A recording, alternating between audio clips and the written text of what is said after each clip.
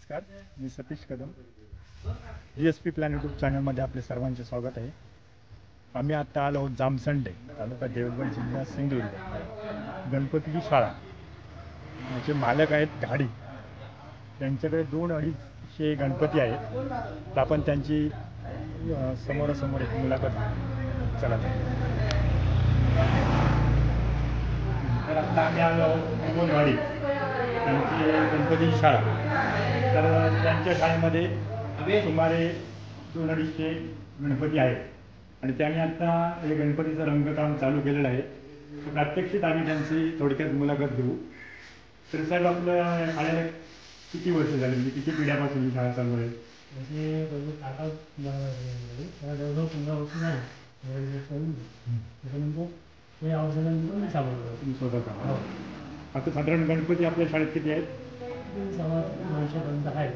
250. तर रंगकाम आपल्याला तिथे 1-2च गणपती दिसत आहेत, अजून तिकडे रंगकाम केलेलं.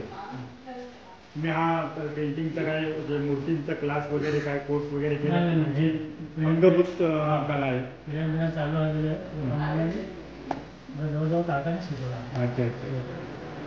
क्लास वगैरे असं काय. तुमचं शिक्षण किती?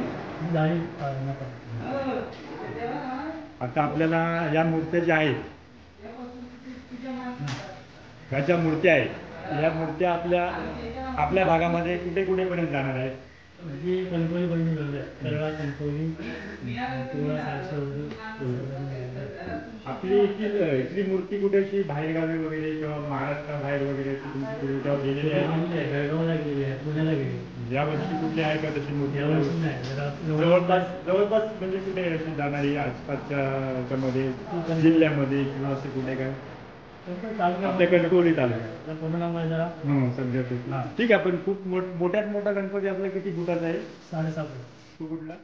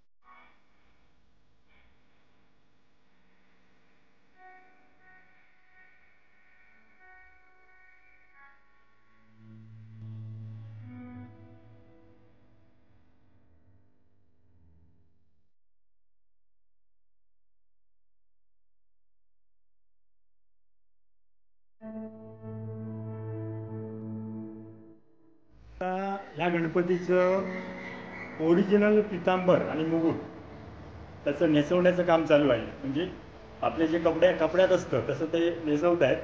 अजित टाक्कर म्हणून ते कलाकार आहेत. ते आपली कला त्याच्यामध्ये तसं बनवून ते तिथे हे करत आहेत, मूर्तीला सजवत आहे. ते पितांबर तसं सुंदर अशा रूपात ते नेसवण्याचा प्रयत्न करत आहेत.